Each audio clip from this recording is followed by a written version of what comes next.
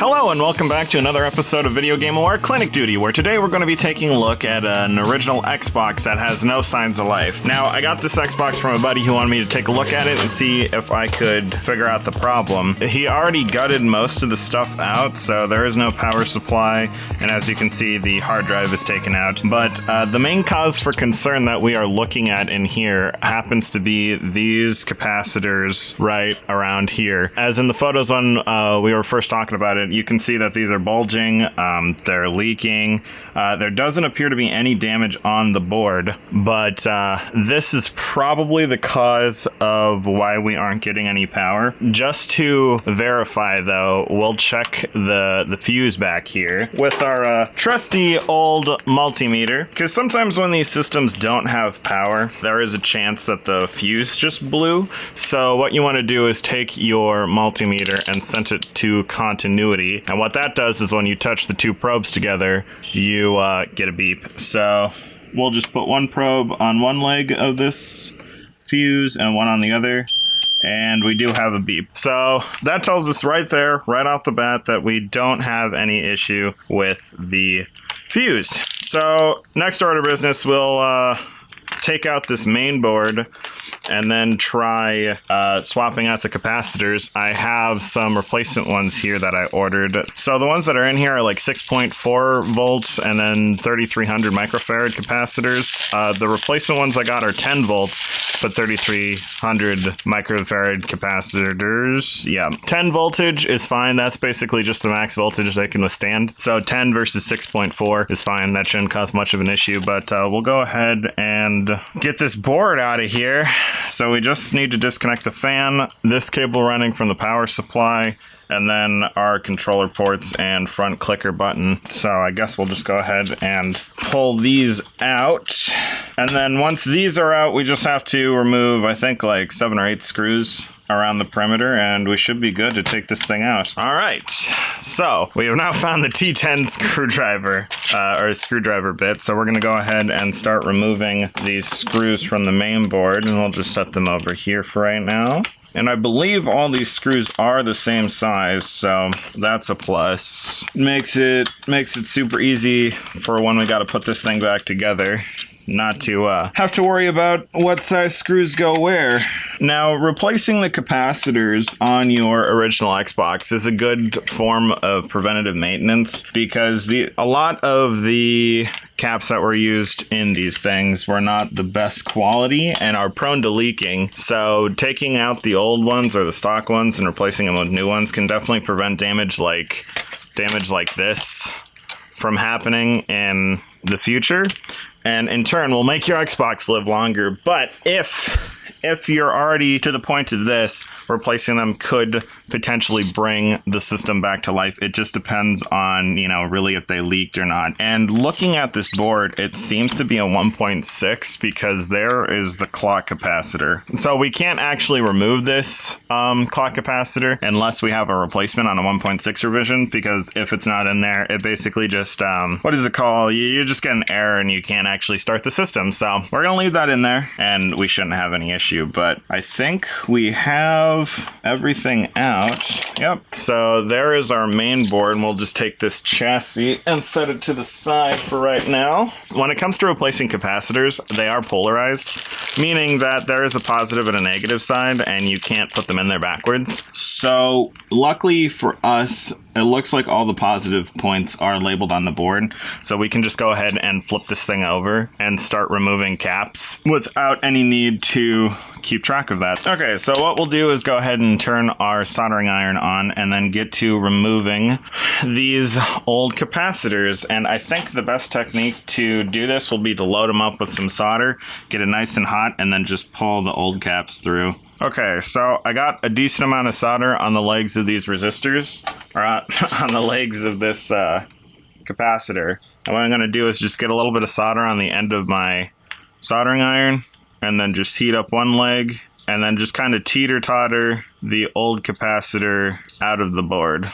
Now this is the easiest way for you to pull old components out without the need of a desoldering gun. Now I do have a desoldering gun, but I don't think we'll need to whip that out unless we we run into some issues here, like losing the leg of the cap, and we're out. See, super easy. All you gotta do, put a little bit of solder on both the legs, heat it up, and then just kind of tilt it back and forth as you like wiggle it out, and then as soon as you're a decent ways out of there, they'll just want to pop right out. Super simple. Now you could just use a desoldering gun. That'd make this thing a lot easier, or a solder sucker, because all it'd do is you set it on there and then it just goes and then sucks all the solder out and you're good. But this technique works for if you A, don't have one, or B, don't feel like digging it out. But I'm gonna go ahead and remove the rest of these capacitors here, and then we'll cut back. All right, now that we got all of our capacitors, all 5 of our caps removed from the board, what we're going to want to do is go over each one of those points with a little bit of desoldering braid, and what that will do is help suck the solder out of the vias and make it easier for us to put the new capacitor legs through the board. And to do that, we're going to grab our flex pen. I'll have a link to all the tools that I used in this video in the description down below in case you want to pick them up. But we'll take our flex pen and then we'll just brush it over our points here where we removed some of the caps. And then we'll also put a little bit of flux onto our desoldering braid. And then what we'll do is grab our soldering iron, get a little bit of solder on the tip, and then just lay the desoldering braid on the top, and then rest our soldering iron on top of that. And what that should do is suck most of the solder up out of these vias, allowing us to put the new ones through, hopefully.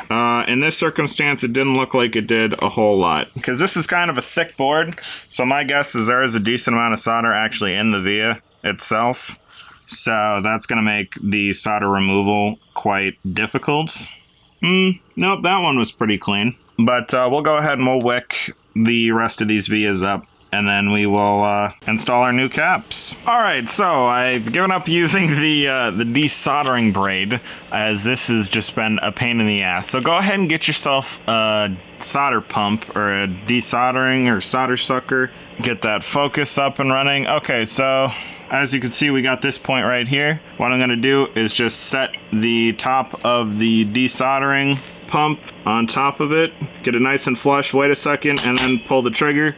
And as you can see, completely empty via right there. Beautiful. So I'm going to go through and I'm going to do that to each one of the things. I'll have a link to this a bad boy in the description down below in case you want to pick one up. Makes through-hole desoldering a whole lot easier. Now you could do this when the legs are in there, but I didn't do that. Alternatively, you could sit here with desoldering braid and try to suck it through there, but because this board is so thick, it makes it extra difficult. So I'll go ahead and we'll flip the board over to the front so that we can see our capacitor vias.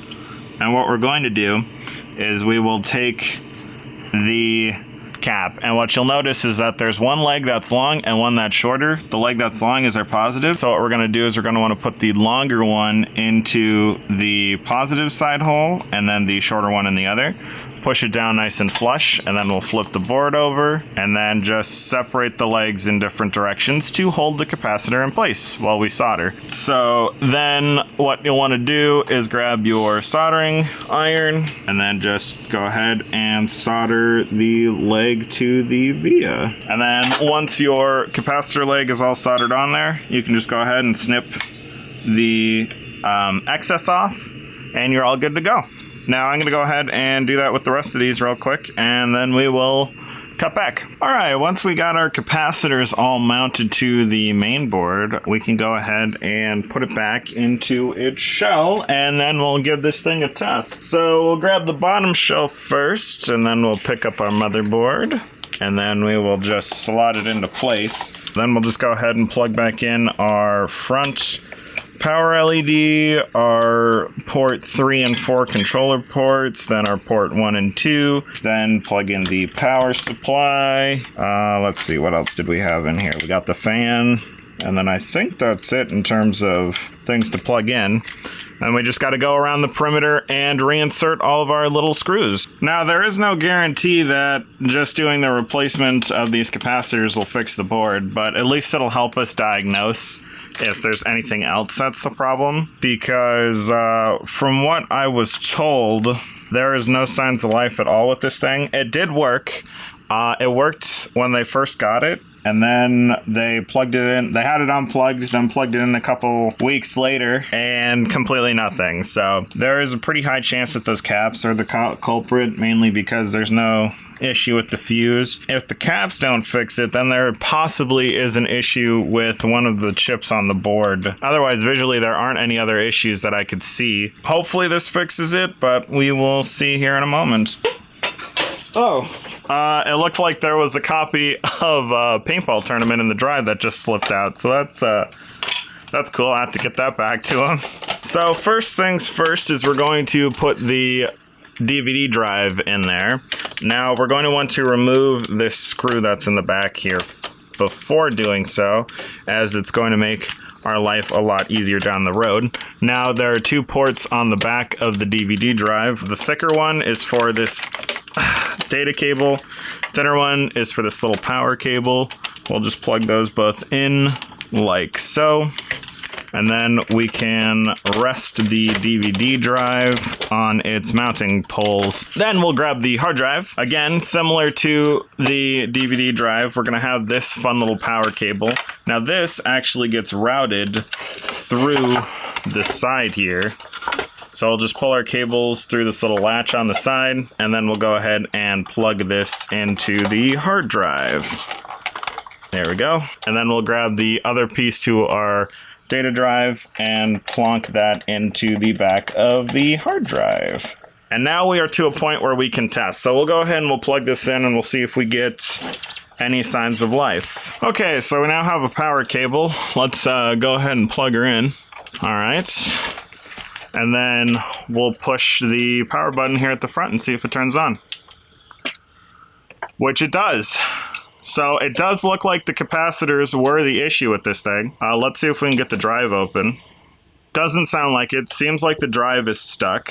Now, on the original Xboxes, there is a little hole right at the front where if you can get something thin enough, you can force eject the drive. Not that. Okay, let me go see if I can't find a pin or something I can stick in there. Okay, so I'm not sure if this pin will work, but we'll go ahead and we'll test it anyway. Oh, yep. It did. Now, most likely the issue that's causing this disk drive not to open is this little belt right here. And what happens is over time, the belt starts to stretch out. And then when it is completely stretched, it doesn't make good contact to the motor that guides the disk drive open and closed. So the easiest way to fix that is just get some new DVD drive belts, and then we'll just pop a new one in there. Now, these things are extremely cheap. They're basically like a rubber band. And you can actually do this without opening the disk drive, which is great. So what we'll go ahead and do is we'll grab this belt out. Just like that. So this is the used belt that was in there. This is a new belt. As you can see, that belt's a lot bigger than the old one. You could try cleaning this one and then putting it back in there and see if it works, because sometimes dirt gets on it. I'd say just screw that all together. Let's just grab a new belt. They're cheap. And then kind of what you want to do, there's like a bigger circle and a smaller circle in here. And what you want to do is loop your belt around the bigger circle and then pull it over the smaller circle. And just like that, it's in and ready to go. It's super easy. You can do this on virtually any console that has that is, disk drive based. So the 360. Let's go ahead and see if that fixed it. And it looks like it did. So now by pressing our eject button, it opens and closes. So now the very last thing that we need to do is check to see if the whatchamacallit. Oh, interesting. We're having open tray error. Yeah, it seems like it's trying to spin the disc, so I'm not too sure what that issue is. It looks like the tray being stuck was definitely a problem before, because we can see some nicks on the side of the cage right here. This will probably need a new disk drive. That will be a thing for another day, so at least we did manage to get the system turned back on. So with that, thank you guys so much for watching. If you enjoyed, remember to leave a like and subscribe so that you don't miss any new episodes of VideoGame O.R Clinic Duty. And with that, I'll see you guys in the next one, where we may or may not be returning to this Xbox to swap out the drive and or soft mod it. So stay tuned.